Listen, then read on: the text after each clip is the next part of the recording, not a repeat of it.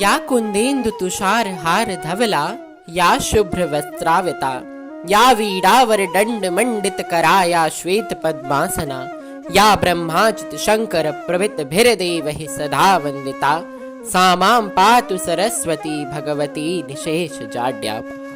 जय मां सरस्वती। सभी को वसंत पंचमी की हार्दिक हार्दिक शुभकामनाएं।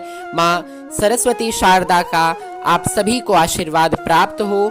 तो जैसा कि इस वीडियो में मैं आप सभी को लेके आया हूं मां सरस्वती की महिमा को बताने के लिए और परम प्रचलित जो कथा है महान कवि कालिदास की, उस कथा को सुनाने। तो आप सभी देवी मां सरस्वती की महिमा के गुणगान को सुनिए और अपने जीवन को धन्य करिए। जय मां शारदे। भगवती सरस्वती को प्रजापति ब्रह्मा की पुत्री माना गया है। इन्हें विद्या तथा कला की अधिष्ठात्री देवी के रूप में स्वीकार किया जाता है।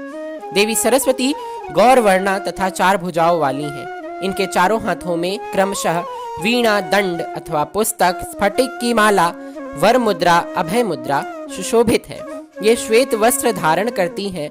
मस्तक पर मुकुट, कानों में कुंडल तथा कंठ में मुक्ताहार सुशोभित रहता है। ये श्वेत पद्म कमल आसन पर विराजमान है। इनका मुख्य वाहन हंस माना गया है। उपवाहन के रूप में देवी मां मयूर की गणना करती हैं और इसे भी अपना आसन व वाहन स्वीकार करती हैं। भगवती सरस्वती अनुपम सौंदर्य की देवी हैं। इनके नेत्र कमल के समान सुंदर हैं। होठ पर सदैव मुस्कान विराजती है। अंग अंग से प्रज्वल प्रकाश की किरणें जैसे फूटती रहती हैं। ये अपने भक्तों के मोह अंधकार को दूर कर उन्हें श्रेष्ठ विद्या एवं सद्बुद्धि प्रदान करती हैं। ब्रह्मा, विष्णु, शिव, इंद्र, कुबेर, सनकादिक देवी देवता सदैव मां भगवती की वंदना करते हैं। यह अपने सेवकों को विद्या के अतिरिक्त यश, कीर्ति तथा संपूर्ण मनोरथों को सिद्धि करने वाला ज्ञान देती हैं। यद्यपि वाग्देवी भगवती सरस्वती भी अनादि अनंता हैं, तथापि इनका अवतार दिवस वसंत पंचमी के दिन को माना जाता है। अतः इस तिथि को सरस्वती देवी की पूजा अर्चना विशेष रूप से की जानी चाहिए। विद्यार्थियों के लिए सरस्वती भगवती की उपासना से अधिक फलदायक अन्य किसी देवी देवता की उपासना नहीं है।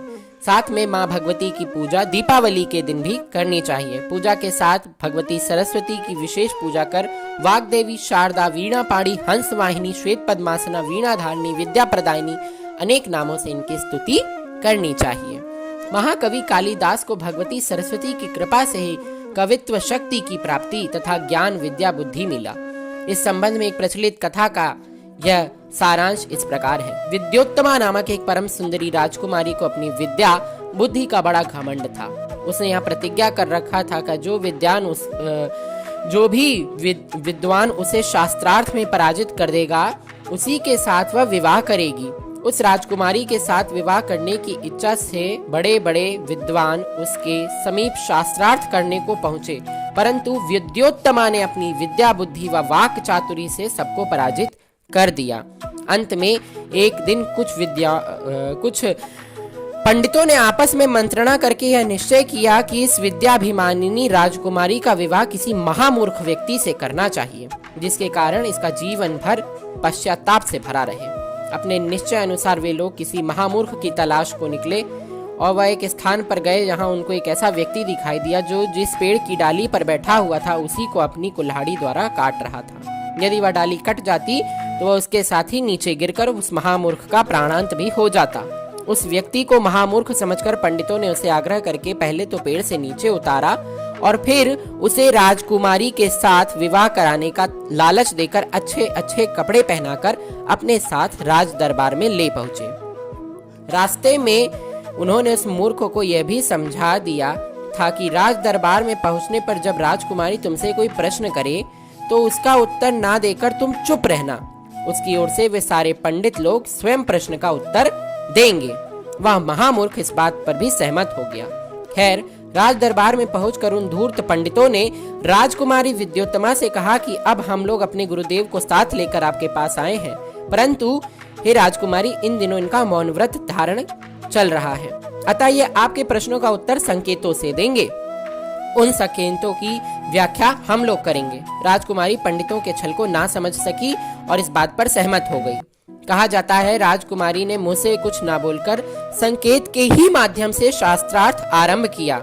उसने सर्वप्रथम यह जानने के लिए कि ईश्वर एक है अथवा उसके द्वितीय है, एक उंगली दिखाई। उसे देखकर महामूर्ख ने समझ में आया कि राजकुमारी उसकी एक आंख फोड़ने की बात कर रही है। बस उसने भी क्रुद्ध होकर अपनी 2 उंगलियां उठा ली। इसका यथार्थ आशय यह था कि यदि तुम मेरी एक आंख फोड़ोगी तो मैं तुम्हारी दोनों आंखें फोड़ दूंगा। परंतु साथ के पंडितों ने उस संकेत की यह व्याख्या की कि हमारे गुरुजी कहते हैं कि ईश्वर ने स्वयं को ब्रह्म और माया इन 2 रूपों में विभक्त कर रखा है। इसी प्रकार राजकुमारी ने और भी अनेक संकेतात्मक प्रश्न किए तथा धूर्त पंडितों ने उनके ऐसे उत्तर दिए कि राजकुमारी को अपना हार स्वीकार करना पड़ा। फलतः उस मूर्ख के साथ राजकुमारी विद्योत्तमा का विवाह हो गया। विवाहोपरांत जब उसे यह ज्ञात हुआ कि धूर्त पंडितों ने उसके साथ छल किया है तो उसने अपने महामूर्ख पति को घर से बाहर निकाल दिया। पत्नी द्वारा घर से निकाले जाने पर उस मूर्ख के हृदय में विवेक बुद्धि जागृत हुई तथा उसने विद्या प्राप्ति के लिए भगवती सरस्वती की आराधना की, जिसके फलस्वरूप कुछ ही समय बाद वह परम विद्वान तथा महाकवि बनकर कालिदास के नाम से प्रसिद्ध हुआ। कई वर्षों के बाद जब वह अपनी पत्नी विद्योत्तमा के पास पहुंचा तो अपनी पत्नी से गदगद होकर कालिदास को अपने हृदय से लगा लिया। भगवती सरस्वती की आराधना का ऐसा ही शुभ फल हर व्यक्ति को प्राप्त होता है। अतः श्री सरस्वती की महिमा समझकर प्रत्येक मानव का कर्तव्य है कि वह सदा माँ भगवती की वंदना करे, माँ सरस्वती की आराधना करे, क्योंकि बिना वाणी की आराधना से संसार में एक भी कार्य सिद्ध नहीं होते। ये थी माता की परम मनोहारी महिमा और कथा। जय माँ।